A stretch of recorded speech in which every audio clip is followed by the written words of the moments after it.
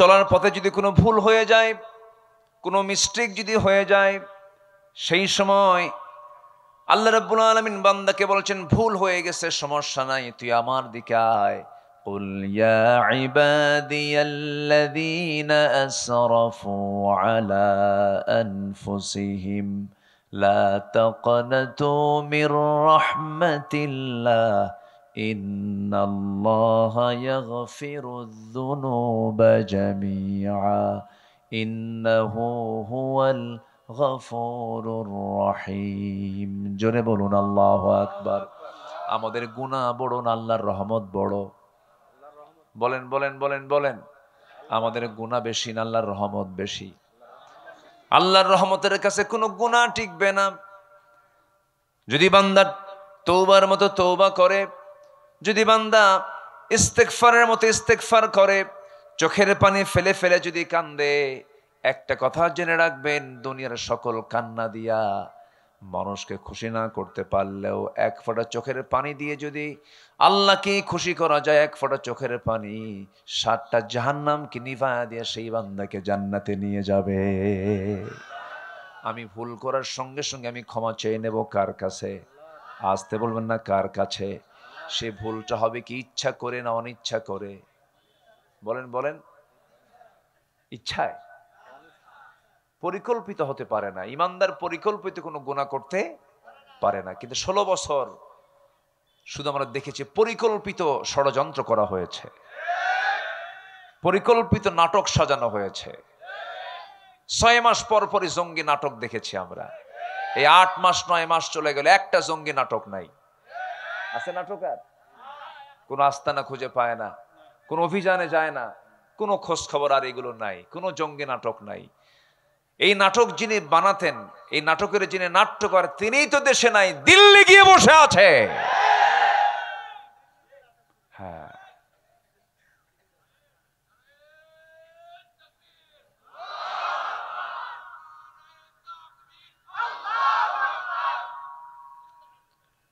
সম্মানিত ভাইয়েরা,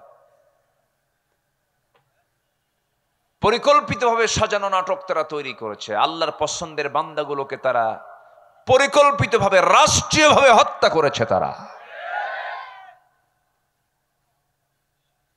আপনি চিন্তা করতে পারেন আল্লামা সাঈদীর মতো মানুষকে কেমন করে নাটক তৈরি করে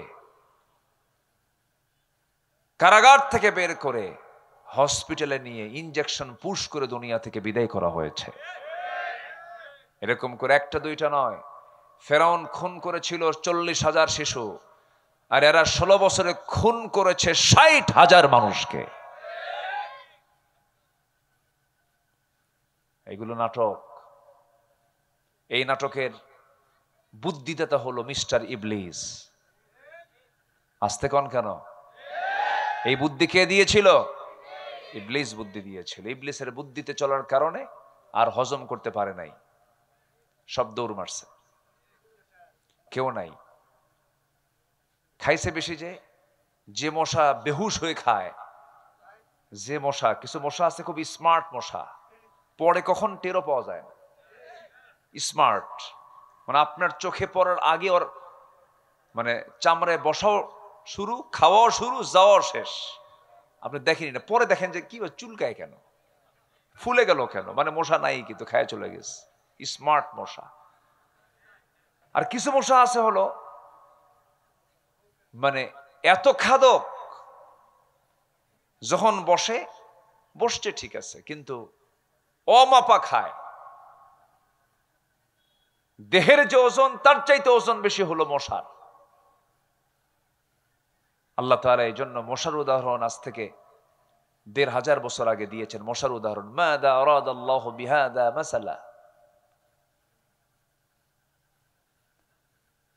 তোমার আল্লাহর কাজ নাই কেমনে আল্লাহ মশার উদাহরণ কোরআনের মধ্যে দিল কেন? এই জাতীয় প্রশ্ন যখন করা হলো, কিন্তু আল্লাহ তাআলা তার এই উদাহরণ দিতে কি তার আল্লাহর কোনো কারো কাছে কৈফিয়ত দেওয়া লাগবে? আর মশা কি ছোটখাটো কোনো বিষয় না। আজকের এই প্রযুক্তির যুগেও সামান্য মশার কামড়ে মানুষ মরে যায়, যায় না? লেটেস্ট একটা রোগ যেটা, সেটা হলো কি, এডিস মশার কামড়ে কি হয়? ডেঙ্গু। ডেঙ্গু ডেঙ্গু হয়েছে যার, পঙ্গু হয়েছে সে এই মশার কামড়ে। তো মশা যখন মানুষের চামড়ায় বসে, চামড়ায় বসার সঙ্গে সঙ্গে সে আগে কি করে? আগে হুল ফুটায় না, আগে চতুর্দিকে অ্যানেস্থেসিয়া করে, অবশ করে, অবশ করে, এরপর আপনাকে সাইজ করে। আগে তুই টের পাবি, তোর বাপও টের পাবে না। আগে অ্যানেস্থেসিয়া করে এরপরে সে তার হুলটা ফুটায়, পরিমাণ মতো খেয়ে, যেটা স্মার্ট, সে উঠে চলে যায়। কিন্তু কিছু মশা আছে বেহুশ, খাইতে খাইতে কোনো হুঁশ থাকে না, দেহের চাইতে ওর রক্তের পরিমাণ পেটে নেওয়া বেশি হয়ে যায়, আর নড়তে পারে না, উঠতেও পারে না, শীত হয়ে পড়ে এই জায়গায় মরে। এই 16 বছর যারা ছিল ক্ষমতায়, বেহুশের মতো খাইছে, পালানোর রাস্তা খুঁজে পায় নাই। সিলেট দিয়ে যাইতে চাইছিল কালামানিক, সিলেট বাসী একদম বিসি আউট করে দিছে। যা, জানেন না আপনারা? জানেন না এগুলো? জানেন না?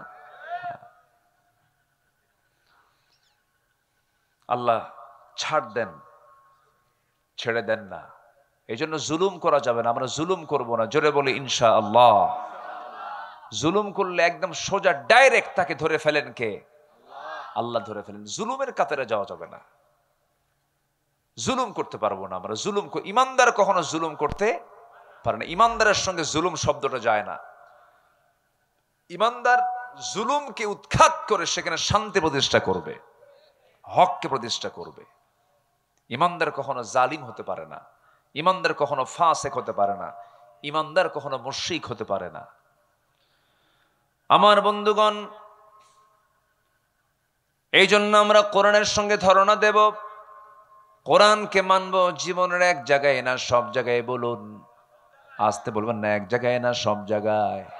আল্লাহ রাব্বুল আলামিন কোরআনকে আংশিক মানতে বলেন নাই, কোরআনকে পরিপূর্ণরূপে মানতে বলেছেন। আফাতুমিনুনা বিবা'দিল কিতাব ওয়া তাকফুরুনা বিবা'দ। কিতাবের কিছু অংশ মানবে আর কিছু অংশ মানবে না। এর ফলাফল হলো ইল্লা খিজিয়ুন ফিল হায়াতিদ দুনিয়া। দুনিয়ার জিন্দেগিতে তুমি লাঞ্ছিত হবে, লাঞ্ছিত জীবন যাপন তোমার জন্য উপহার হয়ে যাবে, এবং আখিরাতের জিন্দেগিতে তুমি ক্ষতিগ্রস্তদের অন্তর্ভুক্ত হয়ে যাবে। এই জন্য আমার বন্ধুগণ, কোরআনকে মানার শর্ত হলো আংশিক না পুরোপুরি, অর্ধেক না পুরোপুরি। কোরআন তেমন একটি বিধানের নাম, যার একটি হরফকে যদি আপনি অমান্য করেন, ইমানটা চলে যাবে। একটা শব্দ তো দূরেই থাকলো, একটা আয়াত তো দূরেই থাকলো, একটা হরফকে যদি আপনি অস্বীকার করেন, আপনার ইমান থাকবে না। এই জন্য কোরআনকে সম্পূর্ণরূপে মানার জন্য তাকিদ দিয়েছেন তিনি আমারকে। উদখুলু ফিস-সিলমি কাফা ওয়ালা তাত্তাবিউ খুতুওয়াতিশ শাইতান ইন্নাহু লাকুম আদুউম মুবিন। জোরে বলুন আল্লাহু আকবার। পরিপূর্ণরূপে ইসলামে দাখিল হয়ে যাও। আংশিক ইসলামকে মানা যাবে না। ব্যক্তিগত জীবনে ইসলাম মানবে, পারিবারিক জীবনে ইসলাম মানবে, রাষ্ট্রীয় জীবনে ইসলাম মানবে না। রাজনীতির প্ল্যাটফর্মে গিয়ে নবীর নাম বাদ দিয়ে দিবা। রাজনৈতিক আন্দোলন করতে গিয়ে আমার নবীর সুন্নাহকে বাদ দিয়ে তুমি অন্য নেতারা তুমি সুন্নাহকে ধরবা। রাসূলকে শুধু নামাজে মানবে, রাসূলকে শুধু রোজাতে মানবে, রাজনীতির প্ল্যাটফর্মে মানবে না, রাষ্ট্রবিধানে মানবে না, আইনে মানবে না। তুমি নবীর উম্মত নও, তুমি হলো ভণ্ড, মহাভণ্ড। ঠিক কিনা? নিজের সুবিধা মতো করে ইসলামকে মানতে চায়, সুবিধা মতো, নিজের সুবিধা ইসলাম মানা যাবে না। ইসলামকে মানতে হবে ইসলামের মতো করে। ইসলামকে মানতে হবে কি? ইসলামের মতো করে ইসলামকে মানতে হবে। ইমানদার কখনো বলতে পারেন আমি জাতীয়তাবাদী চেতনার মানুষ। ইমানদার কখনো বলতে পারেন আমি সেকুলার পন্থী মানুষ। ইমানদার বলতে পারেন আমি সোশ্যালিজমকে লালন করি। ইমানদার বলতে পারেন আমি ক্যাপিটালিজমকে লালন করি। কারণ এই সমস্ত ইজম গুলো সব মানুষের তৈরি করা ইজম। এই সমস্ত তন্ত্র মন্ত্র পচা অবস্থা সব নিজের জীবন থেকে ধুয়ে মুছে সাফ না করা পর্যন্ত ইমানের দাবি করা সম্ভব নয়। রাগ করতেছেন নাকি আপনারা?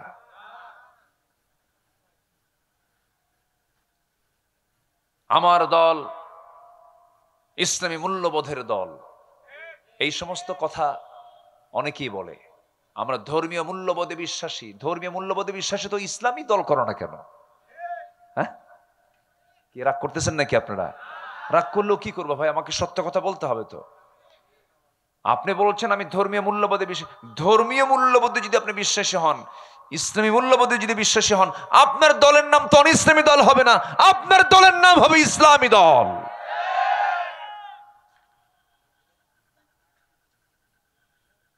আল্লাহ পাক দল করতে বলেছেন কি ইসলাম না অন ইসলাম? আরো জোরে, আরো জোরে। কোন ইসলাম? কোন ইসলাম? শহীদুল ইসলাম, শরীফুল ইসলাম, আরিফুল ইসলাম, না আল ইসলাম? দিন ইসলাম। হ্যাঁ, ফাইন, দিন ইয়াল ইসলাম। আল্লাহ রাব্বুল আলামিন বলেন ইন্নাদ-দীনা ইনদাল্লাহিল ইসলাম। আল্লাহর নিকট মনোনীত দিন একটাই, মনোনীত দল একটাই, মনোনীত জীবন বিধান একটাই, মনোনীত জীবন ব্যবস্থা একটাই, তার নাম হলো, জোরে বলেন কি? ইসলাম। ইসলামকে আমরা সব জায়গায় মানবো, জোরে বলি ইনশাআল্লাহ। আমরা কি সফল হতে চাই না ব্যর্থ হতে চাই? বলেন, সফল না ব্যর্থ?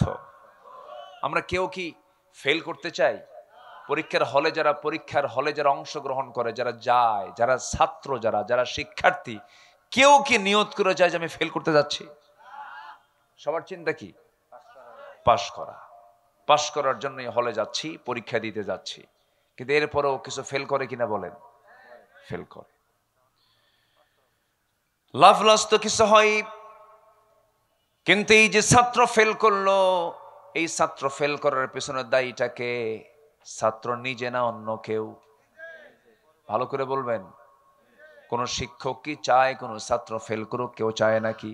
কেউ কিন্তু চায় না। কোন শিক্ষকের চিন্তা এটা থাকে না। ছাত্র ফেল করে ছাত্রের দোষে। আল্লাহ রাব্বুল আলামিন বলছেন, বান্দারে কখনো তুমি ফেল করবে না যদি আমার মত পথকে যদি মেনে চলো, আমার পথ পন্থাকে তুমি যদি ফলো করতে পারো, তোমার কোনো ব্যর্থতা আসবে না, তোমার কোনো ফেল আসবে না। আল্লাহ রাব্বুল আলামিন কোরআনে কারীমের বিভিন্ন জায়গায় সফল হবে কারা, সফলতা পাবে কারা, তাদের ব্যাপারে বিভিন্ন জায়গায় বিভিন্ন সুন্দর করে বিভিন্ন আঙ্গিকে তিনি কথা বলেছেন। আল্লাহ রাব্বুল আলামিন সূরাতুল বুরুজের ভিতরে সুন্দর করে বলে দিচ্ছেন সফল কারা। দেখো, 9টা পয়েন্ট আমি সফলতার দিকগুলো তুলে ধরতে চাচ্ছি। নাম্বার 1 হলো ইন্নাল্লাযীনা আমানু ওয়া আমিলুস সালিহাত লাহুম জান্নাতুন তাজরি মিন তাহতিহাল আনহার যালিকাল ফাওজুল কাবীর। জোরে বলুন আল্লাহু আকবার। সফলতার 2টা শব্দ কোরআনে আসছে। সফলতার 2টা শব্দ কোরআনে আসছে। এক নাম্বার হলো ফাইজুন, ফাউজুন, আর একটা হচ্ছে মুফলিহুন, তুফলিহুন, আফলাহ। এই শব্দগুলো আসছে। আল্লাহ রাব্বুল আলামিন বলেন নাম্বার 1 হলো সফল কারা। 9টা দিক যাদের মধ্যে পাওয়া যাবে তারাই হবে সফল। এর মধ্যে 1 নাম্বার দিক হলো ঈমান এনেছে যে এবং সৎ আমল করেছে যে। ইন্নাল্লাযীনা আমানু ওয়া আমিলুস সালিহাত লাহুম জান্নাতুন তাজরি মিন তাহতিহাল আনহার। জোরে বলুন আল্লাহু আকবার। ঈমান যারা আনবে এবং নেক আমল যারা করবে তাদের জন্য ক্ষণিকের জান্নাত নয়, তাদের জন্য চিরস্থায়ী জান্নাতের বন্দোবস্ত আমার আল্লাহ তাআলা রেখে দিয়েছেন। শর্ত হলো ঈমানও আনতে হবে, নেক আমলও করতে হবে। আমার দেশে ঈমানদার লোক বেশি না নেক আমলওয়ালা লোক বেশি? বলে, আমার দেশে ঈমানদার লোক বেশি না নেক আমলের লোক বেশি? বলেন।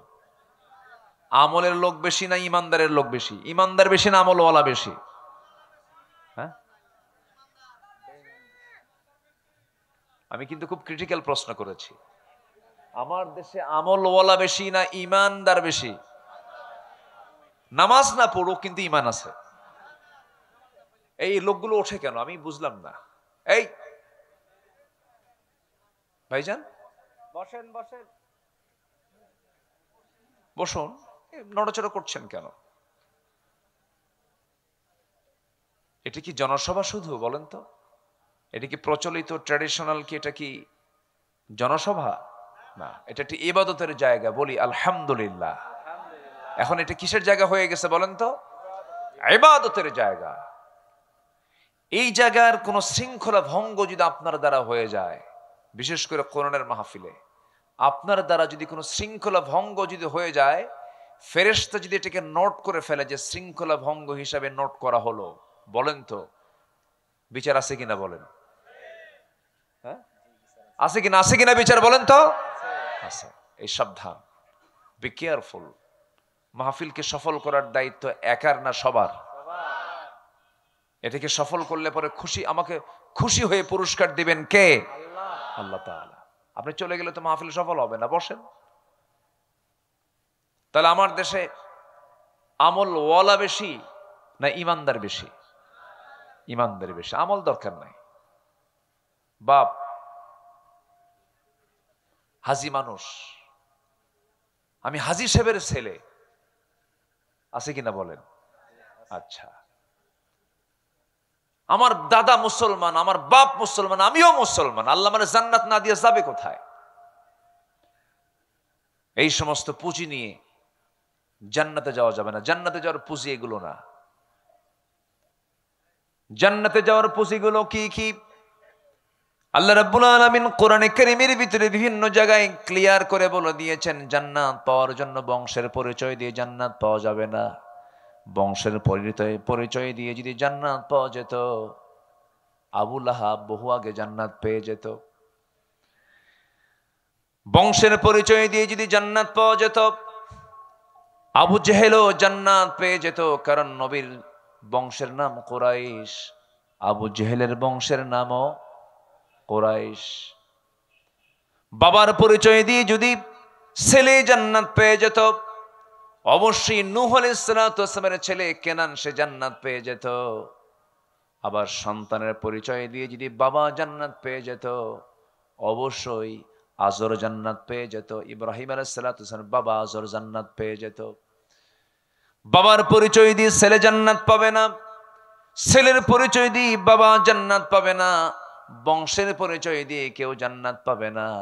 জান্নাত পাওয়ার জন্য শর্ত হলো ঈমান এবং নেক আমল। ঈমান আছে, নেক আমল নাই, কোনো মূল্য নাই। আবার আমল আছেন, ঈমান নাই, তাও মূল্য নাই। দুটাই লাগবে, বলে দিয়েছেন তিনি আমার কে? আল্লাহ রাব্বুল আলামিন। সেই জন্য বলছেন, ঈমান যদি আনতে পারো, নেক আমল যদি ভালো করে করতে পারো, আমি আল্লাহ তোমাকে এমন সুন্দর জান্নাত দেব যে জান্নাতের নিচ দিয়া নহর প্রবাহিত, নদী প্রবাহিত। জোরে কোন সুবহানাল্লাহ। রাজশাহী কোন নদীর তীরে? বলেন বলেন বলেন। পদ্মা নদী, আনহার। জান্নাতটাও আল্লাহ পাক রেখে দিয়েছেন নদীর তীরে, যার নিচ দিয়ে নদী প্রবাহিত। যেখানে জান্নাতের বর্ণনা, সেখানে আল্লাহ পাক নহরের কথা বলেছেন। সে জায়গায় থাকবে হলো শুধু পানির নহর নয়, 4টা নহর থাকবে। কেউ কি একটু সুবহানাল্লাহ বলবেন না ভাই? সবাই কি জান্নাত চান না? সবাই কি জান্নাত চান? 4টা নহর থাকবে সেই জায়গায়। এর মধ্যে আল্লাহ রাব্বুল আলামিন 1 নম্বরে জান্নাতের কথা বলেছেন, যে নহরের কথা বলেছেন। পানির নহর থাকবে, শরাবের নহর থাকবে, মধুর নহর থাকবে, দুধের নহর থাকবে। আল্লাহ রাব্বুল আলামিন দুধটাও দুনিয়াবাসীর জন্য দিয়ে দিয়েছেন, মধুটাও আল্লাহ রাব্বুল আলামিন দুনিয়াবাসীর জন্য দিয়ে দিয়েছেন, পানিটাও দিয়ে দিয়েছেন। আরেকটা হলো শরাব। সেই শরাবটা স্পেশাল শরাব। দুনিয়ার মদ খেলে পরে লিভার পচে যায়, সেন্সলেস হয়ে যায়, মস্তিষ্ক বিকৃত হয়ে যায়। কিন্তু জান্নাতের যে শরাব আল্লাহ রাব্বুল আলামিন দিবেন, যা পান করলে পরে যৌবন শক্তি ডাবল ডাবল হয়ে যাবে এবং আল্লাহ রাব্বুল আলামিন ওই শরাবের মধ্য দিয়া ওই জান্নাতের যুবকটাকে চিরযৌবন তাকে দিয়ে দিবেন। জোরে কোন সুবহানাল্লাহ। আর দুনিয়ার শরাব খেলে কি হয়? তাল না মাতাল? তাল না মাতাল? মাতাল।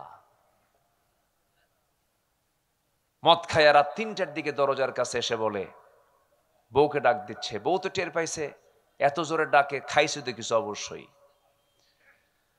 দরজা খোলার সাহস পায় না, বড় ছেলেকে ডাক দিয়ে বলে, বাজান তোর বাপ আসছে, দরজায় ডাকতেছে, আমি তো একা যেতে পারতেছি না, তুই আয় সাথে। বড় একটা ছেলেকে সাথে নিয়ে দরজার কাছে এসে দরজা খোলা মাত্রই ডাবল বোতল খাইছে। চোখ বড় বড় বানায়া বউয়ের দিকে তাকায়া বলে, আম্মা আসসালামু আলাইকুম। বউ মনে মনে কয়, হাই রে, কোন কোন তালে পড়লাম। এটা রাগ করে বলে ফেললো, তোমার কি একটু হুঁশ নাই?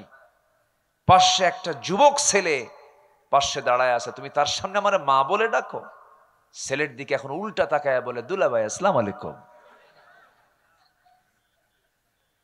এই হচ্ছে দুনিয়ার শরাব। এবং যে যে মাদকাসক্ত, তার দ্বারা সবই সম্ভব। সে তার নিজের মেয়ের সঙ্গেও জেনা করতে পারে, নিজের বোনের ইজ্জত নিতে পারে, একটা মানুষকে খুন করতে পারে। আর সেই মদের ফ্যাক্টরি আমার দেশে থাকে, আর সেই মদের আইন আমার দেশের সংসদে মুসলমানরা পাশ করে। আর সেই দল করে বলে, আমি ধর্মীয় মূল্যবোধে বিশ্বাসী। কি কথা কি বুঝতেছেন আপনারা? কার গায়ে লাগলো আর কার গায়ে না লাগলো এগুলো আমাদের দেখার বিষয় নাই। এগুলো কথা বলতে হবে আমাদের। জেল খাটছি, অনেক অত্যাচার সহ্য করছি, সমস্যা নাই, মরবো তো একবারই, মরার মতো মরবো। বাতিলদের সামনে মাথা নত ইমানদার কখনো করতে চায় না, করতে পারেও না, ঠিক কিনা? বহু আন্দোলন হয়ে গেছে। ৭১-এ জাগছিলাম, এ জাতি জাগছিল না ৭১-এ, এর আগে জাগছিল ৪৭-এ। ২৪-এর জুলাই আন্দোলনরা আমাদের সন্তানরা করে সফল হয়েছে, ভালো কথা, ভালো, আলহামদুলিল্লাহ। কিন্তু আমরা নতুন বাংলাদেশ দেখতে চাই, কোরআনকে সাথে নিয়ে নতুন বাংলাদেশ আমরা দেখতে চাই।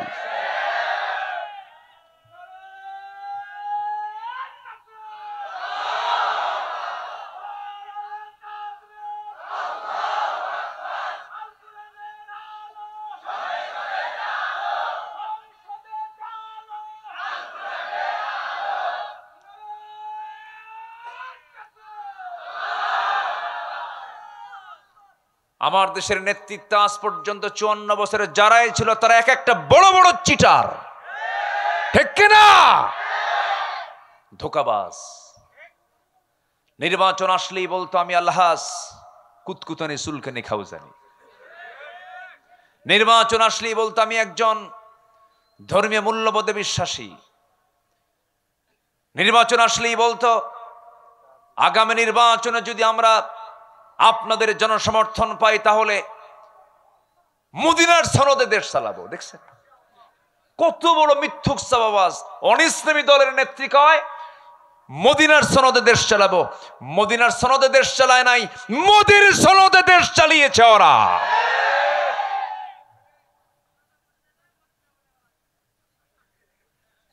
সম্মানিত ভাইয়েরা,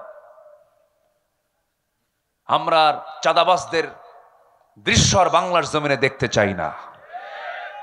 যারা ভূমিদস্যু, যারা পুকুর দখল করে, ব্যবসা দখল করে, জায়গা দখল করে, ওই সমস্ত কালোবাজারিদের নেতৃত্ব দেখতে চাই না আমরা বাংলার জমিনে।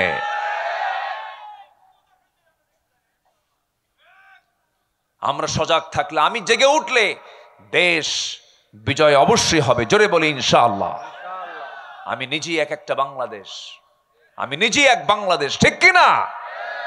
আমরা এগিয়ে যাব সামনের দিকে, সততা নিয়ে, নৈতিকতা নিয়ে, আদর্শ নিয়ে, ঈমান নিয়ে। আল্লাহ কবুল করুন। দেখলাম তো সবকিছুই, কত কষ্ট করে আমার সন্তানরা জীবন দেয়, আর উপদেষ্টার পদগুলো নিয়ে ক্ষমতার মসনদে ওরা বসে এদেশের শত্রুগুলোকে দেশ থেকে প্রচার করে দেয়। বড় আফসোস। মঞ্চ উঠলেই 16 বছর ধরে এক নেতার বক্তব্য শুনতাম, মঞ্চ উঠলেই বলতো খেলা হবে।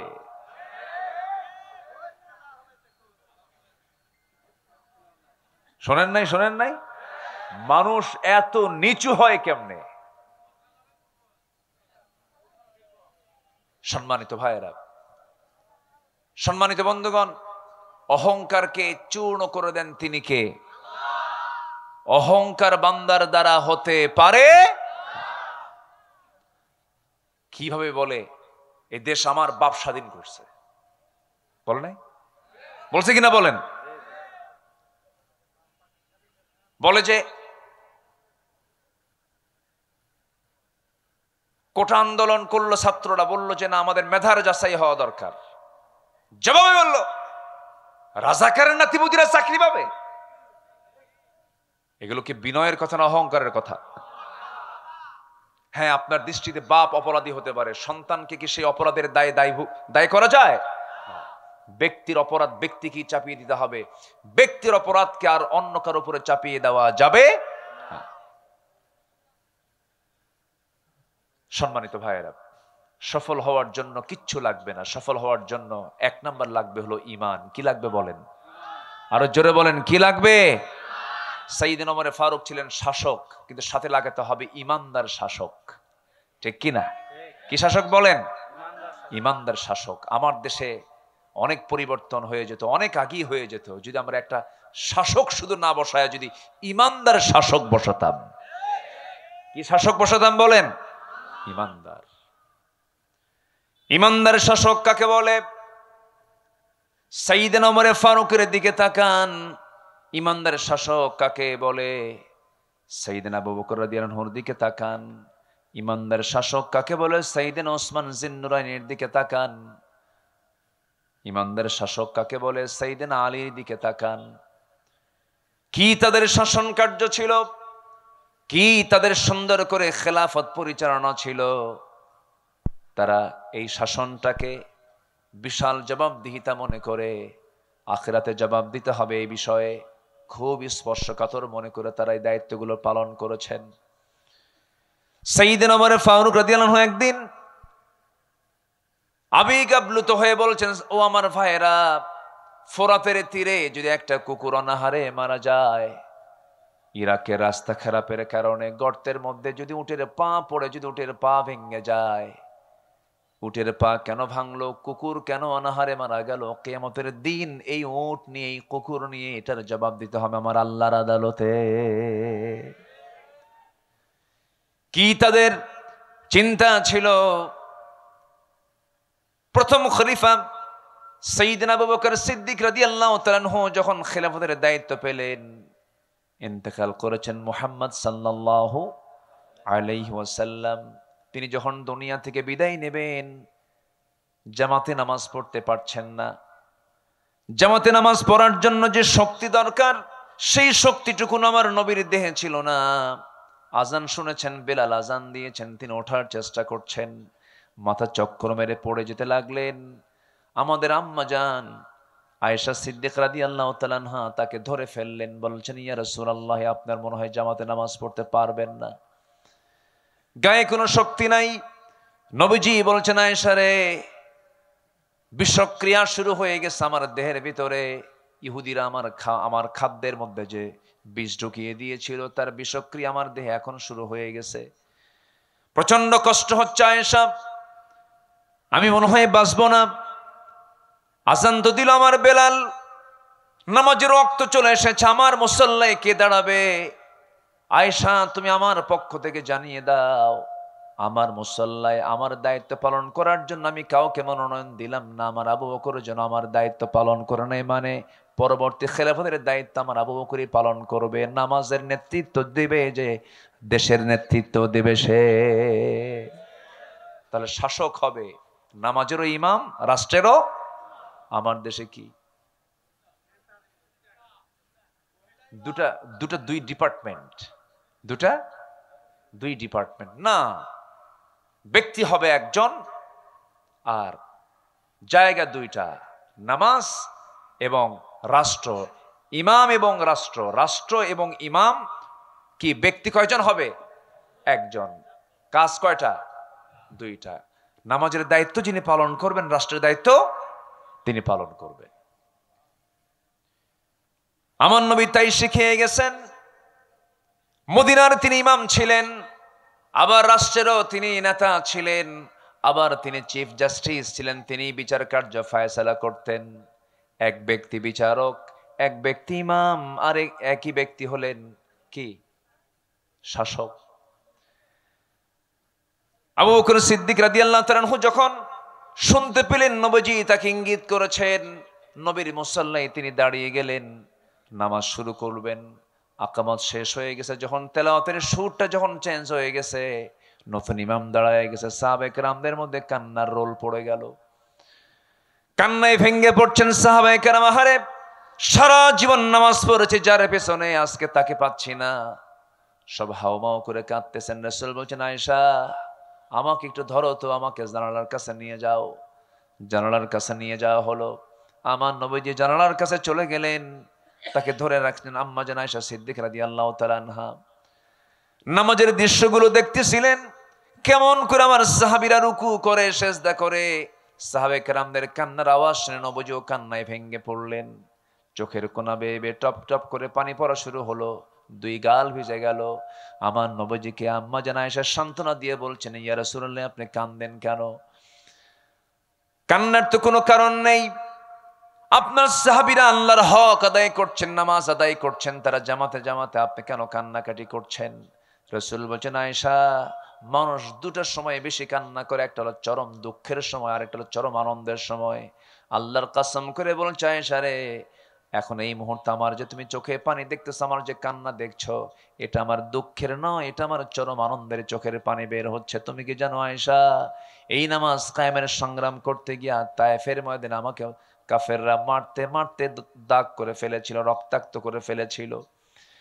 আমাকে মেরে ফেলার জন্য সব আয়োজন সম্পন্ন করেছিল এই নামাজ কায়েমের জন্য। আয়েশা, উহুদের ময়দানে তারা দান্দান মুবারক আমার শহীদ করে দিয়েছে, দেখো দাঁত দুইটা নাই আমার। এই যে তায়েফের দাগে, তায়েফের আঘাতে গোটা শরীরটা আমার ক্ষত বিক্ষত হয়ে আছি, দুটা দাঁত ভেঙে গেছে উহুদের প্রান্তরে। ওরে আয়েশা, খন্দকের পরীক্ষা খনন করতে গিয়ে ওই যে আমার কোমরটা কুঁজো হয়ে গেছে, আজকে মৃত্যুর দিন পর্যন্ত, মৃত্যুর আগ পর্যন্ত আমি আমার কোমর সোজা করতে পারছি না।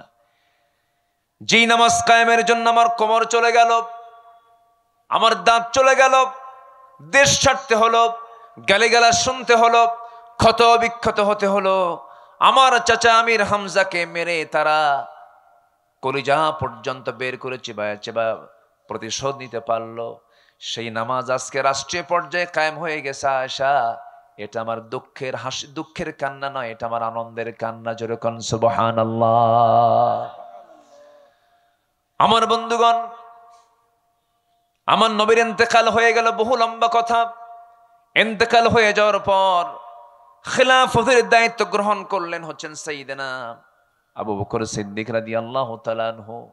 দায়িত্ব পালন শুরু করলেন, কিন্তু তার দায়িত্বের আগ থেকে তিনি এক প্রতিবেশী বৃদ্ধা নারীর তিনি হক আদায় করতেন।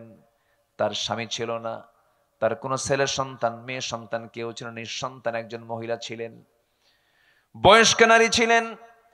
তার ঘরের পাশেই তার ঘর, তাকে দেখার জন্য যেমন তেমন কেউ ছিল না। তিনি করতেন কি, প্রত্যেক রাতে তিনি চলে যেতেন মহিলার কাছে, গিয়ে তার কাপড় চোপড় ধুয়ে দিতেন, তার খাবার টাবার প্রস্তুত করে দিতেন, ধুয়ে দিতেন, সবকিছু পরিষ্কার করে ঘর বাড়ি পরিচ্ছন্ন করে তিনি দিয়ে আসতেন। কিন্তু খেলাফতের দায়িত্ব যখন পেলেন, ওই বৃদ্ধা নারী মনে মনে চিন্তা করতেছে, আজকে থেকে আমার খেদমত করবে কে? আবু বকর তো নতুন দায়িত্ব পেয়ে গেল, কিন্তু দায়িত্ব পেয়েছেন, এটার কোনো প্রভাব ওই বৃদ্ধা নারীর ঘরে পড়লো না। যথারীতি তিনি সব কাজ শেষে তিনি মহিলার ঘরে ঢুকতেন, কাপড় চোপড় ধুয়ে দিতেন, রান্না বান্না করে দিতেন, ফল ফলাদিগুলো ধুয়ে দিতেন, খেদমত চালাতে লাগলেন। পাশেই ছিল সাইয়েদনা ওমর ফারুকের বাড়ি। তিনি মনে মনে চিন্তা করছেন, আমাদের ভাই আবু বকর তো খেলাফতের দায়িত্ব পেয়েছেন, ওই মহিলার খেদমতটা আমি করা শুরু করি। দরজায় গিয়ে নক করে বলছেন, আমি ওমর, আমি আপনার খেদমত করতে আসছি। সঙ্গে সঙ্গে মহিলা বলছে, খেদমতের প্রয়োজন নাই, কিছুক্ষণ আগে এক যুবক আমার খেদমত করে থিয়ে চলে গেছে। মনে মনে চিন্তা করলেন, কোন সেই খাদেম আমার দেখা দরকার। সাইয়েদনা ওমর ফারুক করলেন কি, অন্ধকার রাত্রিতে ওই বৃদ্ধা নারীর, বৃদ্ধা মহিলার ঘরের দরজার পাশে তিনি দাঁড় হয়ে আছেন। কে যেন খালি পায়ে চট করে ঘরের মধ্যে ঢুকে গেল। প্রথম রাত পান নাই, দ্বিতীয় রাত পান নাই, তৃতীয় রাতে তিনি দেখতে পেলেন কে যেন ঘরের মধ্যে খালি পায়ে ঢুকে গেল। অপেক্ষার প্রহর গুনলেন। কিছুক্ষণ পর দরজা খুলে যখন বের হতে নিয়েছেন, নগ্ন পায়ে পিছন থেকে চট করে তার হাতটা চেপে ধরে মুখের দিকে তাকায় দেখেন কেউ নয়, সাইয়েদনা আবু বকর সিদ্দিক রাদিয়াল্লাহু আনহু সামনে দাঁড়ানো। ওমর ফারুক বলছে, আমিরুল মুমিনিন, আমাদের তো কিছু হক আছে। আপনি দিনের বেলা রাষ্ট্র চালাবেন, রাত্রিবেলা এত পরিশ্রম করবেন, আপনি তো বাঁচবেন না, অসুস্থ হয়ে পড়বেন। সাইয়েদনা আবু বকর বলেন, আবু ওমর, কিয়ামতের দিন আমার হিসাব তুমি দিবা না, তোমার হিসাবটা আমি দেব না। আমার প্রতিবেশীর হক আমাকে আদায় করার সুযোগটা তুমি দিয়ে দাও। জোরে কোন সুবহানাল্লাহ।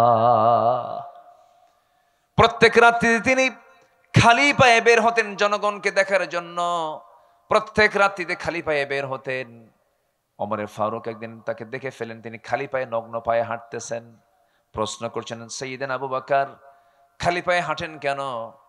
এই যে পাহাড়িয়া পথ, পাথরের পথ, পাথরের ধাক্কা লেগে, পাথরের সঙ্গে আঘাত লেগে পা থেকে রক্ত ফেটে, চামড়া ফেটে রক্ত বের হয়ে যাবে, আপনি তো অসুস্থ হয়ে পড়বেন। সাইয়েদনা আবু বকর বলেন, ওমর ভাই ওমর, আমি যদি খালি পায়ে গভীর রাত্রিতে না হেঁটে যদি জুতা পায়ে হাঁটি, জুতার শব্দের সাথে, জুতার সাথে পাথরের আঘাত লাগবে, একটা আওয়াজ বের হয়ে যাবে। এই আওয়াজটা যদি আমার রাষ্ট্রের, আমার নাগরিকের কানে চলে যায়, গভীর রাত্রিতে ঘুম নষ্ট হয়ে যাবে। আর যদি আমার পায়ে হাঁটার শব্দে যদি আমার প্রতিবেশী, আমার রাষ্ট্রের নাগরিকের যদি ঘুম নষ্ট হয়ে যায়, কিয়ামতের দিন এর জন্য আসামির কাঠগড়ায় দাঁড়িয়ে তার জবাব দিতে হবে। এই জন্য আমি নগ্ন পায়ে, খালি পায়ে জনগণকে দেখার জন্য নিশীতে রাত্রিতে হাঁটতেছি। জোরে কোন সুবহানাল্লাহ। নেতা আসিবেন রাজশাহীতে, ঢাকা হইতে, কি হইতে, ঢাকা হইতে আসিবেন বা ইয়ারে আসিবেন, এয়ারপোর্টের লাইন সম্পূর্ণ ক্লোজ। ভিভিআইপি আসিবেন, ঠিক আছে কিনা? সাহেব বাজারের রাস্তা 3 ঘন্টার জন্য বন্ধ। এয়ারপোর্টের লাইন পাবা থেকে আমচত্বর পর্যন্ত 3 ঘন্টা কোনো যানবাহন চলিবে না। ভিভিআইপি আসিতেছেন, আছে নাকি? এগুলো ভিআইপি, এগুলো সোর সোর, ঠিক কিনা?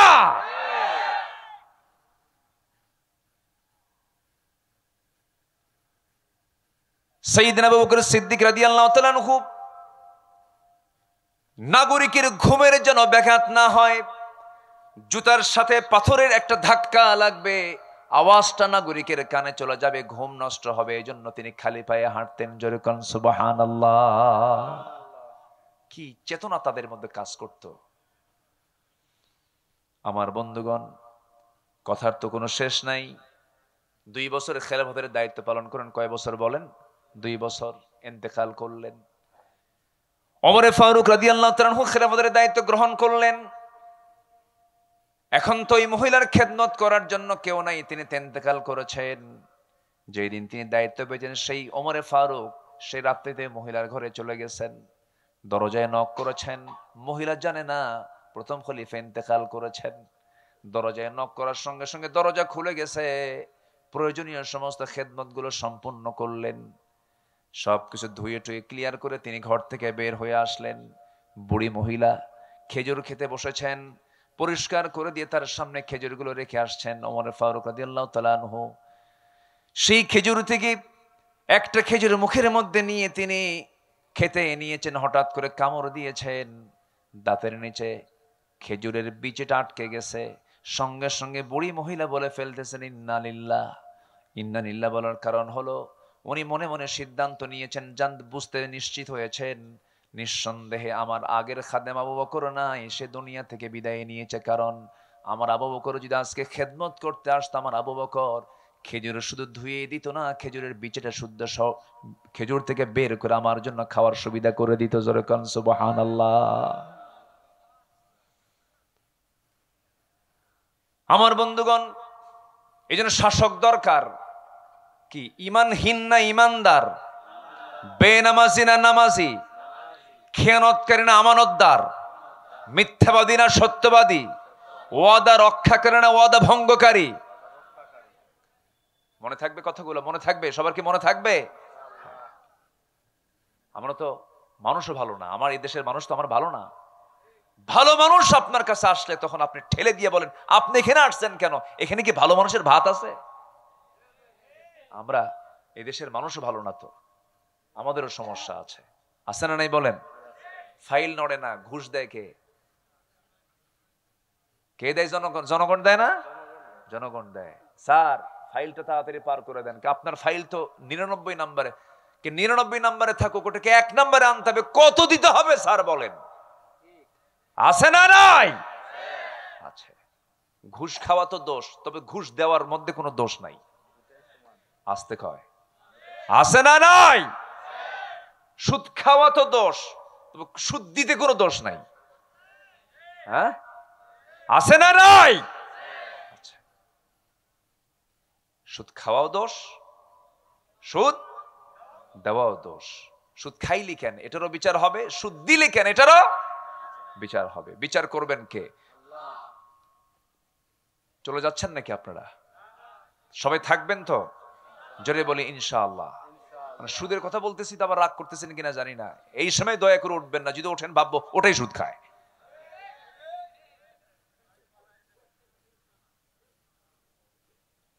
সুদ, সুদের মহামারী চলছে, সুদের মহামারী। এত সুদ আজকে আর সমাজে, আল্লাহ। তবে পবাতে মনে হয় সুদ নাই। পবাতে সুদ আছে? সুদের সম্পদ, সুদ দিয়ে গড়ানো সম্পদের মেয়াদ থাকে না, ওটা যে কোনো মুহূর্তে শেষ হয়ে যায়। এটা মাথায় রাখবেন। আল্লাহর কাছে এই জন্য বলতে হয়, আল্লাহ আমাকে বরকতময় রিজিক দাও। কি রিজিক বলেন? বলেন, জোরে বলেন, কি কি রিজিক? বরকতময়, বরকতে ভরা রিজিক তুমি আমারে দাও। হাজার হাজার কোটি টাকার মালিক, শান্তি নাই। ঘরে ঢুকলে বউ ঠিক নাই, মেয়ের দিকে তাকালে ওর চরিত্র ঠিক নাই, ছেলেটা ইয়াবা খায়, শীত হয়ে পড়ে থাকে। আছে না নাই? ছেলে ইয়াবা খায়, মেয়ে নোংরামি করে, বউটা পরকিয়া করে। হাজার হাজার কোটি টাকার মালিক, ও নিজেও মদ খায়, শীত হয়ে পড়ে থাকে। একই ছাদের নিচে, একই দেওয়ালে, একই ফ্ল্যাটে, একই বাড়িতে থাকে, কারোর সঙ্গে কারো কোনো সম্পর্ক নাই। এগুলো কি রিজিক? এগুলো কি বরকত? না। ঈমান আনবো, নেক আমল করব, গোটা পরিবার, গোটা সমাজ, গোটা রাষ্ট্র বরকতে ভরপুর হয়ে যাবে। এই জন্য সফল হতে হলে আগে 1 নম্বর পুঁজি হলো ঈমান এবং আমল। ঈমান এবং, জোরে বলেন, ঈমান এবং আমল। আল্লাহ কবুল করুন, জোরে বলি আমিন। ঈমান আনা মাত্রই পরীক্ষা আসবে, কিন্তু পরীক্ষা দেব না ইনশাআল্লাহ? বলেন, পরীক্ষা দিতে রাজি আছি তো ইনশাআল্লাহ? হ্যাঁ, ঈমান মানি হলো পরীক্ষার সম্মুখীন হতে হবে, পরীক্ষা দিতে হবে। আশাদ্দুন নাসি বালাউল আম্বিয়া সুম্মাল আমসাল ফাল আমসাল। এই দুনিয়াতে যত বড় বালা মুসিবত আসছে, এর মধ্যে সবচেয়ে বেশি বালা মুসিবতের সম্মুখীন হয়েছেন আম্বিয়া কেরাম। আপনি কোন নবীর দিকে তাকাবেন, তার বালা নাই, মুসিবত নাই। নূহ আলাইহিস সালাতু ওয়াস সালাম মারতে মারতে তাকে রক্তাক্ত করে রাস্তায় ফেলে দিয়ে যেত, কিন্তু তার দাওয়াত বন্ধ হতো না। তিনি কেমন করে দাওয়াত দিয়েছেন, ইন্নী দাআউতু কওমি লাইলান ওয়া নাহারা। তিনি দিনে এবং রাত্রিতে কালিমার দাওয়াত দিয়েছেন। 900 বছর। কত বছর বলেন? 900 বছর। ইসলাম কবুল করেছে মাত্র 80 জন মানুষ। 80 থেকে 90 জন মানুষ ইসলাম কবুল করেছে। আমার বন্ধুগণ, তার দাওয়াত বউ পর্যন্ত গ্রহণ করে নাই, তার দাওয়াত সন্তান পর্যন্ত গ্রহণ করে নাই। ইমরাত নূহ, ইমরাত লূত, বউটা পর্যন্ত ঈমান আনে নাই, ছেলে পর্যন্ত ঈমান আনে নাই। কিন্তু এখানে এর মানে কি আল্লাহর নবীর দাওয়াত ব্যর্থ না সফল? বলেন বলেন বলেন বলেন। তার দাওয়াত কিন্তু ব্যর্থ ছিল না। আইয়ুব আলাইহিস সালাতু ওয়াস সালাম কে আল্লাহ রাব্বুল আলামিন কত বড় পরীক্ষায় ফেলে দিয়েছেন। অসুখ বিসুখ হলে পরে অনেকে হতাশ হয়ে যান। আল্লাহ তাআলা নবীকে অসুখ দিয়ে বুঝিয়ে দিয়েছেন, দুনিয়ার মুসলমান, দুনিয়ার বান্দারা তোমরা মন খারাপ করো না, আমি আমার পছন্দের নবীকে পর্যন্ত আমি রোগ দিয়ে তাকে পরীক্ষা করেছি। আসেন দোয়া করে দিই। এই যে দুই একজন করে ওঠে, কি চাপ চুপ লাগছে নাকি আপনাদের? ও চাপ, নিম্নচাপ, নিম্নচাপ। কি চাপ? কি জানে খুলে এখানে কি চাপ জানে কইছে না। একটু বসেন না, একটু বসেন। ভাইরে কত সময় কত দিকে চলে যায়। আপনি তো আমাকে দেখছেন, কিছু লোক যাচ্ছে, আমি আবার দেখি, আবার এই জন্য ওইদিকে চোখ চলে যায়। আমি চাচ্ছি যে 100% মানুষ, 100% মানুষ আমরা থেকে যাব। জোরে বলি ইনশাআল্লাহ। আমরা একসঙ্গে দোয়া করব ফিলিস্তিনকে নিয়ে, আমরা একসঙ্গে দোয়া করব কাশ্মীরকে নিয়ে। আর তবে আমার বিশ্বাস খুব বেশি দিন ধরে নয়, ভারত টুকরো টুকরো হয়ে যাবে। খুব অল্প দিন, অল্প দিন। গজওয়াতুল হিন্দের ঘান আমরা নাকের মধ্যে পাচ্ছি। আল্লাহর ঘরকে তারা হাত দিয়েছে, ওরাও টুকরো টুকরো হয়ে যাবে। সময় বেশি দিন নাই, ইসরায়েল টুকরো টুকরো হয়ে যাবে, টিকবে না। মাজলুমদের দোয়া কবুল করেন কে? মাজলুমদের দোয়া কবুল করেন কে? সম্মানিত ভাইয়েরা, আমরা বিজয়ী হয়ে যাব। শর্ত হলো ঈমান আনতে হবে, নেক আমল করতে হবে। রাজি আছেন তো? ঈমান এবং নেক আমল থাকলে আমার মুখের দোয়া কবুল করবেন কে? যা বলবো তাই কবুল করবেন তিনি। সবাই কি নামাজ পড়তে রাজি আছেন? কয় ওয়াক্ত নামাজ? আমার না খুব লজ্জা লাগে জানেন, মুসলমানকে নামাজের কথা বলতে হয়। হ্যাঁ, বিষয়টা এরকম না? মুসলমানকে নামাজের কথা বলতে হয়।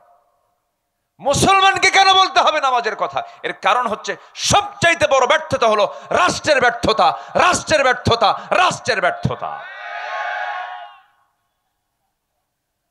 এত আইন পাশ হলো, নামাজের আইন কেউ পাশ করলো না। কি আইন পাশ করলো? আইন পাশ করলো হলো বেশ্যাবৃত্তির আইন পাশ করছে। করে নাই? করে নাই? সেই পতিতারা পতিতাবৃত্তি করবে, তাদেরকে শ্রমিকের মর্যাদা দিতে হবে। নারী সংস্কারের কিছু নীতিমালা, এই প্রেক্ষাপটে পাশ করার ষড়যন্ত্র করা মানে কিছু নাস্তিক ঘাপটি মারা কিছু নাস্তিক বিভিন্ন মন্ত্রণালয়ে বসে আছে, ঠিক কিনা? এগুলো আমরা হতে দেব না। মেয়েদের সম্মান মর্যাদা প্রতিষ্ঠিত হবে পর্দার বাইরে না পর্দার ভিতরে? পর্দার বাইরে না পর্দার ভিতরে? আমার মাদের সোশ্যাল সিকিউরিটি, সার্বিক সিকিউরিটি একমাত্র পর্দাই দিতে পারে। পর্দার মধ্য দিয়ে তাদের সিকিউরিটি আসতে পারে। মেয়েরা ঢাকবে, মেয়েরা শালীনপূর্ণ পোশাক পরবে। হুকুমটা কার? আসতে বলবেন না, হুকুমটা কার? কে কতটুকু কাপড় পরবে, কে কতটুকু ঢাকবে, কার পোশাকের কোন ড্রেস কোড হবে, সব বলে দিয়েছেন কোরআনে। তিনি কে? আল্লাহ। প্রগতিবাদীরা, প্রগতি ওদের না, ওরা নাম দিছে প্রগতিবাদী। প্রগতি না দুর্গতি। এই প্রগতিবাদীরা বলে একটা পুরুষ যদি গ্রীষ্মের খরতাপে ক্যাম্পাসের সামনে যদি বুকের সবগুলো বুতাম খুলে দিয়ে যদি বাতাস নিতে পারে, একটা নারী কেন পারবে না? কত বড় জানোয়ার দেখেন। আছে না নাই? আছে। এগুলো দুষ্টামি, এগুলো শয়তানি। আল্লাহ তাআলা মাদেরকে বাহ্যিক যে স্ট্রাকচার দিয়েছেন, শারীরিক যে স্ট্রাকচার দিয়েছেন, মেয়েদেরকে আল্লাহ পাক ঢাকতে বলেছেন। আইয়ুদনিনা আলাইহিন্না মিন জালাবিবিহিন্না, তারা তাদের দেহের উপরে প্রশস্ত কাপড়টা ঝুলিয়ে দেবে। এটা কার বিধান বলেন তো? আসতে বলবেন কার বিধান? গত কয়েকদিন আগে বাউফল, পটুয়াখালীর বাউফলে কোন এক কর্মকর্তা একজন এসএসসি পরীক্ষার্থী হলে বোরকা পরে ঢুকবে বলে তাকে বলা হয়েছে মুখের নেকাব না খুললে ঢুকতে দেওয়া হবে না। এদের ধরে জুতা বেটা করা দরকার। এখন এগুলো ষড়যন্ত্রগুলো চলছে। সম্মানিত ভাইয়েরা, সম্মানিত বন্ধুগণ, আমরা ঈমান এনেছি, নেক আমলও করব, জোরে বলি ইনশাআল্লাহ। বেনামাজি থাকবো না, নামাজি হব, জোরে বলি ইনশাআল্লাহ। বউ বেনামাজি, তাকে নামাজি বানাবো, বলবো নামাজ তোমাকে পড়তেই হবে। পৃথিবীর যত ভুল একজন মহিলা করুক, ইসলাম কখনো তালাককে পছন্দ করে না। ইসলাম তালাককে অপছন্দ করেছে। তালাক দিও না, বৈঠকে বসো, সমাধান করো, অসুলহু খাইর, অনেক কথা বলে আল্লাহ তাআলা বারবার বলছেন তোমাদের সম্পর্ক তোমরা অটুট রাখো। কিন্তু যদি কোন নারী যদি আল্লাহর হক নষ্ট করতে চায়, আপনার স্ত্রী যদি নামাজ না পড়তে চায়, নামাজের যদি বিরোধিতা করে, তাহলে সে কি আপনার কখনো বন্ধু থাকতে পারে? বন্ধু থাকতে পারে? কিন্তু নামাজের কারণে সম্পর্কের অবনতি এটা খুবই কম। দিন মানার কারণে, দিন না মানার কারণে সম্পর্ক অবনতি হয়েছে এটা খুবই কম। যত তালাক হচ্ছে আমার দেশে, এই তালাকের প্রবণতা মূর্খদের মধ্যে বেশি না শিক্ষিতের মধ্যে বেশি? ভালো তো বললেন আপনারা, বলেন বলেন, মূর্খের মধ্যে না শিক্ষিতের ভিতরে? নামাজ নিয়া, রোজা নিয়া, ইবাদত নিয়া, পর্দা নিয়া না, বরঞ্চ পর্দায় থাকি কেন? চাকরি করব না কেন? কি ঠিক কিনা বলেন? আমার যোগ্যতা আছে, আমি কেন বের হব না? সমান অধিকার। কি অধিকার বলেন? সমান অধিকার। নারী এবং পুরুষকে ইসলাম কখনো সমান অধিকার দিতে পারবে না, বরঞ্চ নারীকে আল্লাহ তাআলা পুরুষের চাইতে বেশি অধিকার দিয়ে দিয়েছে। আপনি সমান অধিকার চান কেন? সম্পত্তি বেশি পায় কে, পুরুষ না মহিলা? ভালো করে বলবেন। বাপ মরে গেছে, সন্তান রেখে গেছে, ছেলে 2 বিঘা, মেয়ে কয় বিঘা পাবে? কে বেশি পাইলো না কম পাইলো? বাপেরটা কম পাইছে, কিন্তু আয় 10 টাকা, ব্যয় 0। আয় 10 টাকা, ব্যয় 0। আর পুরুষের আয় 10 টাকা, খরচ 15 টাকা। খরচ তাহলে সম্পদ বেশি থাকলো কার? বলেন, কার বেশি থাকলো? কার বেশি থাকলো? যার সম্পদের কোনো ক্ষয় নাই তার নাম হলো নারী। ইসলাম এত মূল্য দিয়েছে, হাজার হাজার কোটি টাকার মালিক হবে আপনার বউ, 1 টাকাও যদি খরচ না করে আপনার সংসারে, কোনো গুনাহ হবে না। কি ঠিক কিনা বলেন? কিন্তু দায়িত্ব হলো স্বামীর, তাকে খরচ করতে হবে, ফরজ মনে করে খরচ করতে হবে। হ্যাঁ, যদি আপনার স্ত্রী যদি খরচ করেন, এটা হেসান, ভালো, উত্তম কাজ, কিন্তু খরচ না করলে এতে কোনো যায় আসে না। তাহলে ইসলাম কি নারীকে ঠকাইছে মনে হয় নাকি? বোঝে না মায়েরা, উল্টা পাল্টা এমনি একটা কথা বলে যে আমাদের এমনি বস্তাবন্দি করে রাখছে, ঘরের মধ্যে রাখছে, রান্না বান্না করার জন্য রাখছে। ভুল কথা এগুলো। সন্তান কার পেটে থাকে? তো আপনার সন্তান এটা পুরুষের পেটে ঢুকায় দেন, মা দেন, ঢুকায়া ঢুকবে? পুরুষ কি সন্তান ধারণ করে না? তাহলে যার সাথে, যার পেটের সাথে, যার দেহের সাথে সন্তানের সম্পর্ক জুড়ে আছে, ডিপার্টমেন্ট সম্পূর্ণ ভিন্ন, তাদের কর্ম ভিন্ন, তাদের ক্ষেত্র ভিন্ন, ঠিক কিনা? বোঝে না, বোঝে না। আল্লাহ পাক নারীকে কি দাম দিয়েছেন জানেন? প্রশ্ন করবেন হাদিসে, হাদিস বলে দাও জান্নাত কোথায়? হাদিস বলে দিচ্ছে জান্নাত মায়ের পায়ের নিচে। যেরকম সুবহানাল্লাহ। এরপরেও কই ইসলাম ঠকাইছে। ইসলাম কি ঠকাইছে? এগুলো ভুল কথা, এগুলো বোঝে না, জানে না, এই জন্য এই সমস্ত কথাগুলো বলা হয়। জানেন, এই পৃথিবীতে একজন নারী দুনিয়াতে বসে জান্নাতের খাবার খেয়েছেন। বলেন কোন মহিলা? মারিয়াম। যেরকম সুবহানাল্লাহ, যেরকম সুবহানাল্লাহ। চিন্তা করা যায়?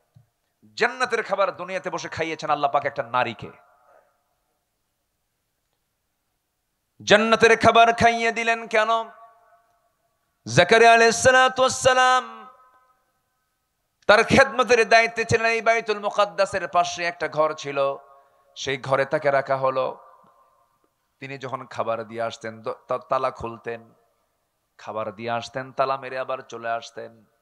হঠাৎ করে 3টা দিন তার স্মৃতি থেকে মুছে গেছে, মারিয়ামকে খাবার দিয়ে আসতে হবে। 3 দিন একটানা যান নাই। হঠাৎ করে তার মনে হলো জাকারিয়া আলাইহিস সালাতু ওয়াস সালাম 3 দিনের মাথায় গিয়ে দরজা খুলে দেখেন মারিয়াম সুন্দর করে বসে আছেন, সামনে কোনো সমস্যা নাই, কিন্তু তার সামনে অসময়কালীন ফলমূলগুলো। আম হয় কোন মৌসুমে বলেন? এই গ্রীষ্মকালে, ঠিক আছে না, গ্রীষ্মকালে আমের মৌসুম, কিন্তু শীতকালে আপনি আম নর্মাল, এখন হয়তো 12 মাসই আম থাকে, সেটা ভিন্ন কথা, কিন্তু আমের মৌসুম তো এটাই মৌসুম। এই সময় অসময়কালীন ফলমূলগুলো তার সামনে কে যেন সুন্দর করে সাজিয়ে রেখেছে। বলা হলো, মারিয়াম আন্না লাকি হাদা ইয়া মারিয়াম। কোরআনে এগুলো কথা আছে না নাই বলেন তো? আন্না লাকি হাদা ইয়া মারিয়াম, মারিয়াম তুমি এই সমস্ত খাবারগুলো কোথায় পেয়েছো? সুন্দর করে মারিয়াম জবাব দিচ্ছেন, ক্বালাত হুয়া মিন ইনদিল্লাহ। ও খালু, জাকারিয়া আলাইহিস সালাতু ওয়াস সালাম, আল্লাহর পক্ষ থেকে আল্লাহ আমার জন্য স্পেশালি জান্নাতের খাবার পাঠায়া দিয়েছেন। ভরসা কার উপর ছিল?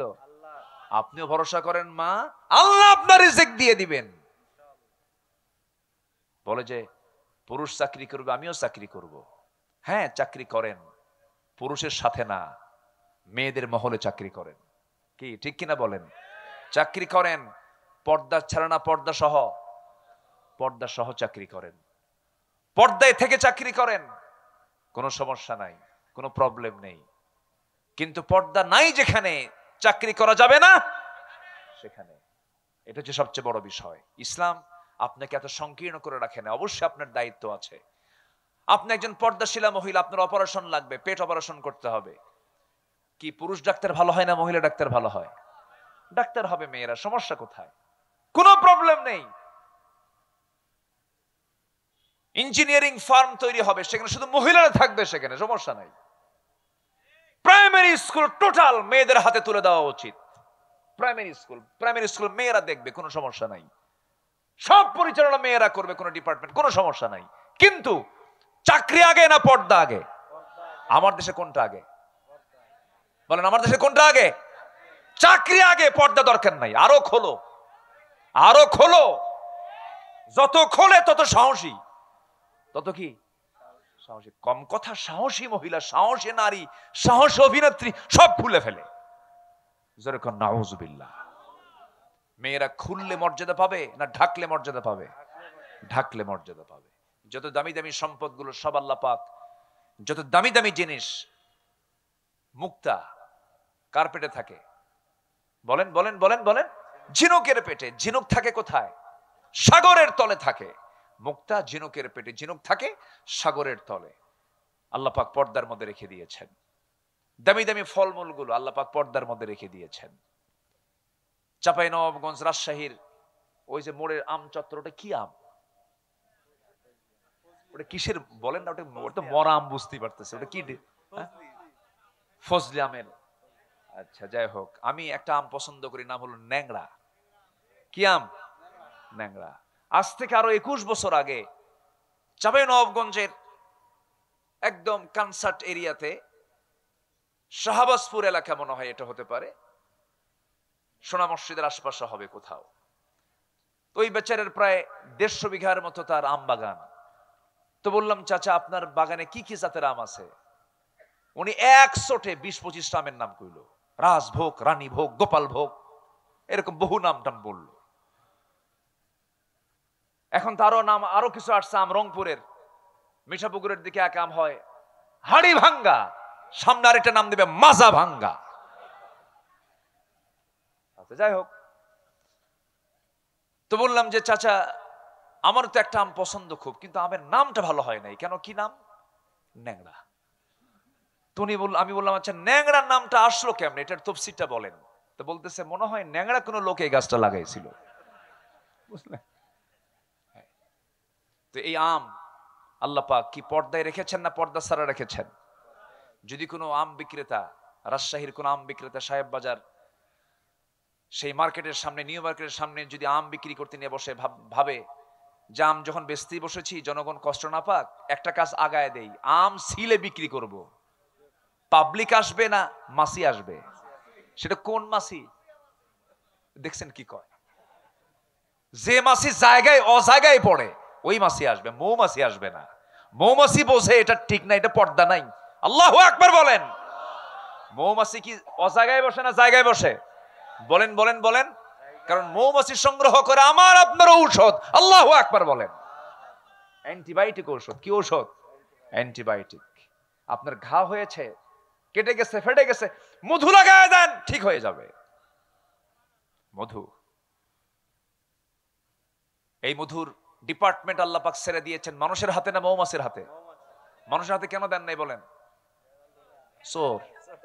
মৌমাছি মধু বানায়, 450 মৌমাছি 20 লক্ষ ফুলে যাতায়াত করে, 13 লক্ষ মাইল পরিভ্রমণ করে 1 পাউন্ড মধু সে তৈরি করে, তার পেটের মধ্যে নিয়ে সুন্দর করে মৌচাকে রেডি করে। আর সেই মধুর ভিতরে মানুষ মিষ্টির শিরা ঢুকায়, কয় আরো মিষ্টি বানায়া দিলাম, খা।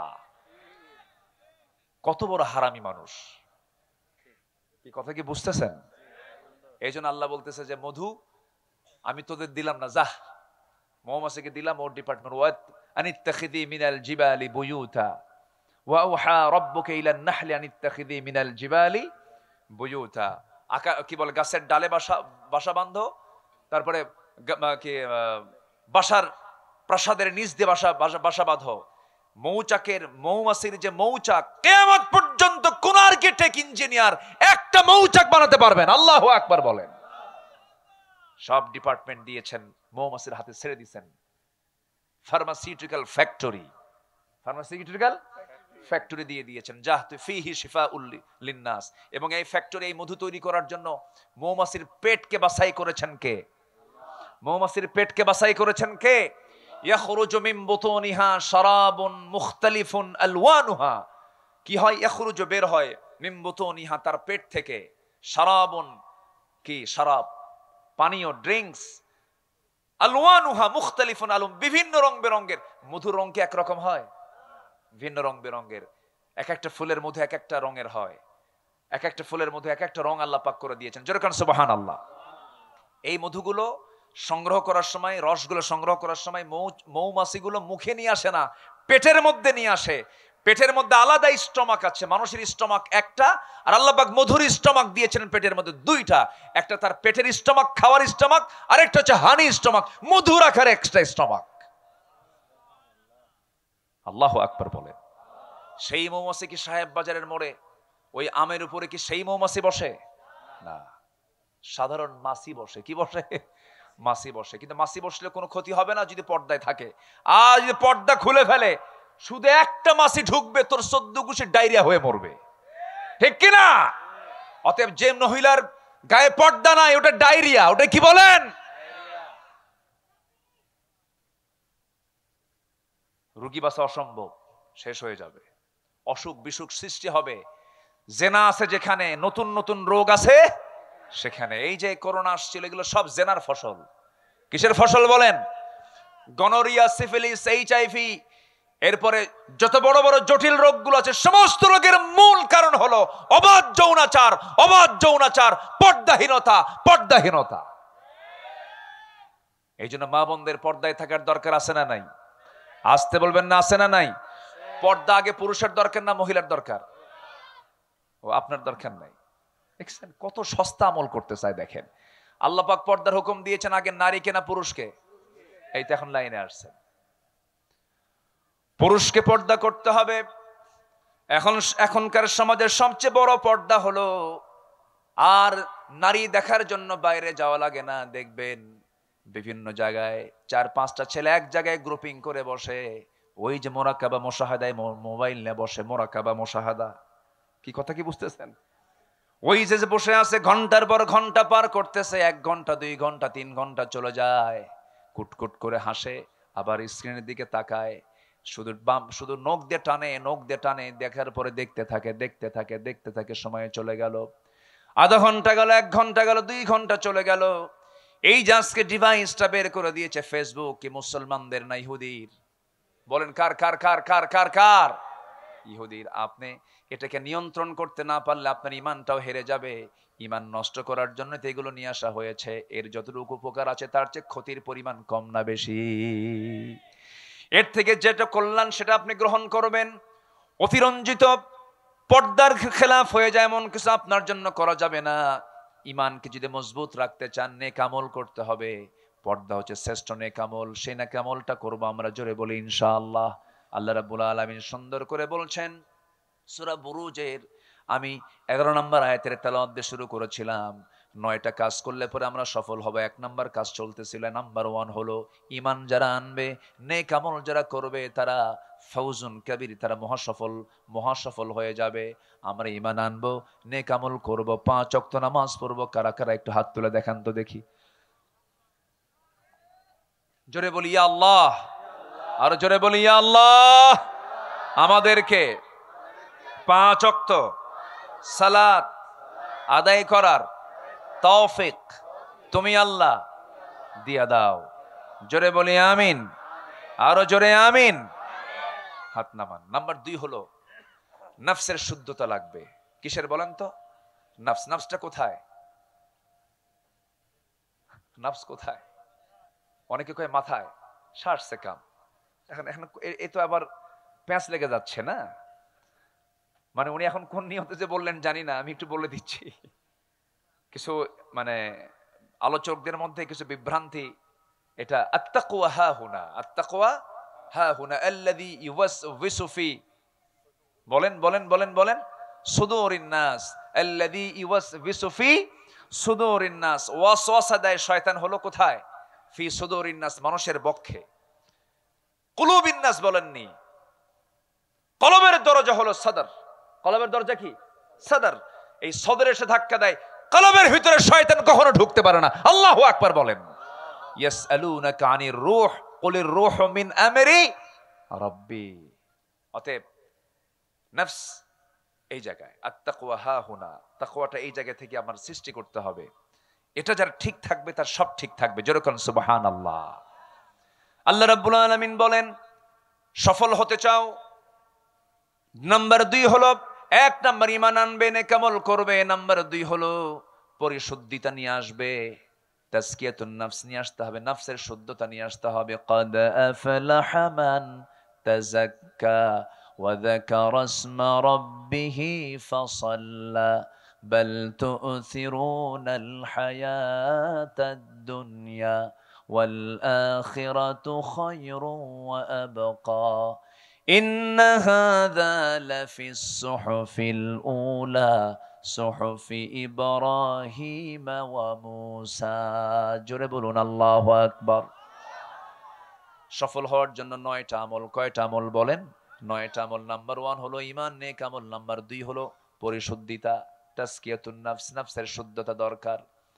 নামাজ আছে, রোজা আছে, হজ আছে, যাকাত আছে, দান সদকা আছে, কিন্তু নফস ঠিক নাই। দান সদকা দিলে পরে হুজুরকে বলে দে, হুজুর এত টাকা দান করলাম, জোরে একটা স্লোগান মারেন, তাছাড়া দিমু না। এ আছে না নাই বলেন তো? এটা আমার নামটা বড় করে বলেন, কি ওর কি দান হইছে? আজ থেকে দান হইছে কি ওর দান? না। এই জন্য নফসের শুদ্ধতা দরকার। নামাজে আসি 5 ওয়াক্ত, আমারে কমিটির মধ্যে রাখে না, ও নামাজই পড়ে না, ও কমিটির মধ্যে আছে। এ কি আছে না নাই বলেন? তাহলে ও নামাজ পড়তেছে কি হওয়ার জন্য? কমিটির সদস্য হওয়ার জন্য। তাহলে পরিশুদ্ধিতা হলো না। নাম্বার 3 হলো সত্যবাদী হতে হবে। সত্যবাদী হবে যারা, সফল হবে তারা। আল্লাহ রাব্বুল আলামিন সত্যবাদীদের ব্যাপারে বলছেন, যারা সত্যবাদী হবে, যালিকাল ফাওজুল আযীম, তারাই হবে মহাসফল, সাফল্যবান। নাম্বার 4 হলো তাকওয়া অর্জন করবে যারা, তারা সফল হবে। ওয়া মাইয়ুতিইল্লাহা ওয়া রাসূলাহু ওয়া ইয়াখশাল্লাহ ওয়া ইয়াত্তাকিহি ফাউলাইকা হুমুল ফাইজুন। জোরে বলুন আল্লাহু আকবার। নাম্বার 5 হলো ধৈর্যশীল হবে যারা। আল্লাহ রাব্বুল আলামিন তাদেরকে সফল বলেছেন, ইন্নী জাযাইতুহুমুল ইয়াওমা বিমা সাবারু আন্নাহুম হুমুল ফাইজুন। জোরে বলুন আল্লাহু আকবার। নাম্বার 6 হলো এই গীবত করে যারা মরে যাবে, যার নামে গীবত করা হয়েছে, সেই দিন কিয়ামতের দিন যে গীবতকারী, যে গীবত করেছে, যার গীবত করেছে, যে গীবত করেছে তার সমস্ত আমলনামাগুলো বিকাশ হবে। যার গীবত করা হয়েছে তার আমলনামায় কি হবে? বিকাশ। বুঝলেন তো? আমলগুলো ট্রান্সফার হয়ে যাবে। আমল ট্রান্সফার যখন হয়ে যাবে, ওই বান্দা বলবে, আল্লাহ এত রাতের তাহাজ্জুদ গেল কই? এত আমার জিকির আজগার গুলো গেল কই? এত আমলগুলো, কোন আমলগুলো গেল কোথায়? সেদিন আল্লাহ বলবেন, বান্দারে সব আমল তো তোর ছিল, কিন্তু যার গীবত করেছিল আমি আল্লাহ, তার আমলনামায় তোর সমস্ত আমলগুলো ট্রান্সফার করে আমি তাকে মাফ করে দিয়েছি। জোরে কোন আল্লাহু আকবার। আরো জোরে কোন আল্লাহু আকবার। তাহলে গীবত যদি করা হয় এখানে ক্ষতি হয় কার বেশি বলেন? যে গীবত করলো না যার গীবত করা হলো? যে গীবত করলো আর যার গীবত করা হলো তার লাভ না লস? তার লাভ না লস? অতএব যার গীবত করা হচ্ছে যখন শুনবে আমার নামে গীবত হয়, সেই সময় সেই ব্যক্তির উচিত মিষ্টি হাতে নিয়ে ওই বাড়িতে যাওয়া, ভাই ভালো করে গীবত কর। ঠিক আছে না? ভালো ভালো করে গীবত কর। তুই আমার আমল, তোর আমল নামা আমার আমল নামা দিয়ে দিচ্ছিস, ভালো করে গীবত কর। গীবতের ধারে বসে যাব না। গীবত মানে হলো যার গীবত করছেন তার উপকার করা। তার কি করা? উপকার করা, আপনার ক্ষতি বয়ে আনা। এই জন্য গীবত করার সময় নাই, মিথ্যা সাক্ষী দেওয়ার সময় নাই, আশেপাশে কাজ করার সময় নাই। যখন এর সময় আসবে আল্লাহর কাছে বলবো, আল্লাহর কাছে তওবা করব। আল্লাহর কাছে তওবা করার বিভিন্ন পন্থা আছে। সাইয়্যিদুল ইস্তিগফার আছে, সাইয়্যিদুল ইস্তিগফারটা আমরা পড়বো। এরপরে ছোট্ট আস্তাগফির হলো আস্তাগফিরুল্লাহ। বলেন, কি বলেন? বলেন বলেন, আস্তাগফিরুল্লাহ, আস্তাগফিরুল্লাহ, আস্তাগফিরুল্লাহ বারবার বলবো।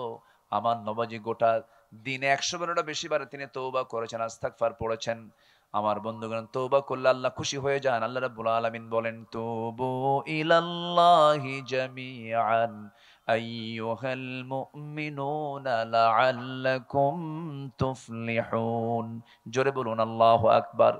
সর্বশেষ নাম্বার 9 হলো তারাই তো সফল যাদের মধ্যে 9টা গুণ থাকবে, যাদের মধ্যে 7টা গুণ থাকবে। সূরা মুমিনুন বাড়িতে দেখে নেবেন, 7টা গুণ আছে যার সফলতা আছে তার। ক্বাদ আফলাহাল মুমিনুন। জোরে বলুন আল্লাহু আকবার।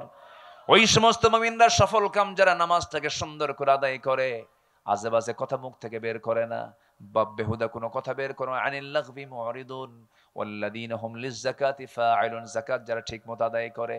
আমরা যাকাত চাই না সুদ চাই? বলেন, সমাজে আমরা কি চাই? যাকাত চাই না সুদ চাই? সুদ, শুধু ধনী হবে এক শ্রেণী, গরিব হবে একটা শ্রেণী। আর যাকাত যদি থাকে ভারসাম্যতা চলে আসবে, একটা ব্যালেন্স চলে আসবে, উঁচু নিচু ভাবটা দূর হয়ে যাবে। আমার বন্ধুগণ, নাম্বার 4 হলো যারা লজ্জাস্থান হেফাজত করবে। নাম্বার 5 হলো যারা ওয়াদা ঠিক রাখবে। নাম্বার 6 হলো যারা আমানত ঠিক রাখবে। নাম্বার 7 হলো নামাজ দিয়ে শুরু, নামাজ দিয়ে শেষ। ওয়াল্লাযীনা হুম আলা সালাওয়াতিহিম ইউহাফিযুন উলাইকা হুমুল ওয়ারিসুন আল্লাযীনা ইয়ারিসুনাল ফিরদাউসা হুম ফিহা খালিদুন। এই 7টা কাজ হবে যার, সফলতা আসবে তার, সে হবে জান্নাতের বাসিন্দা। জোরে কোন সুবহানাল্লাহ। আল্লাহ কবুল করুন, আল্লাহ কবুল করুন। জোরে বলি আমিন। রাত হয়েছে অনেক বেশি, আমি বুঝি যে রাত হয়েছে, যতটুকু হয়েছে আমরা বলে ফেলি আলহামদুলিল্লাহ। আমরা নামাজের মতো করে বসি, নামাজের মতো করে বসি। এটা কি চাতাল নাকি ধানের? হ্যাঁ, খুব ভালো তো। মানে আপনারা প্রিপারেশন নিয়েছিলেন যদি ঝড় বৃষ্টি যা আসে আসুক, না এরকম আপনারা প্রিপারেশন নিয়েছিলেন। আল্লাহ তুমি বৃষ্টিও দাও, মাহফিল হবে, এমন জায়গা চয়েস করছে। মহাবৃষ্টি হলেও জায়গা ঠিক আছে, ঠিক আছে। খুব ভালো। হ্যাঁ জি, অনেক সুন্দর হয়েছে। বলি আলহামদুলিল্লাহ। যিনি এই জায়গার মালিক, আল্লাহ তুমি তাকেও পুরস্কার দিয়ে দাও। জোরে বলি আমিন। উনি কোথায়? ব্যক্তি মৃত। জি, তার সন্তানরা তো আছে, আওলাদরা আছে। জি, আসুন আমরা আল্লাহর কাছে চাবো। যে যেখানে বসে আছে আমরা চাইবো কার কাছে? আল্লাহর কাছে। সবাই বলে সুবহানাকাল্লাহুম্মা ওয়া বিহামদিকা আশহাদু আল্লা ইলাহা ইল্লা আনতা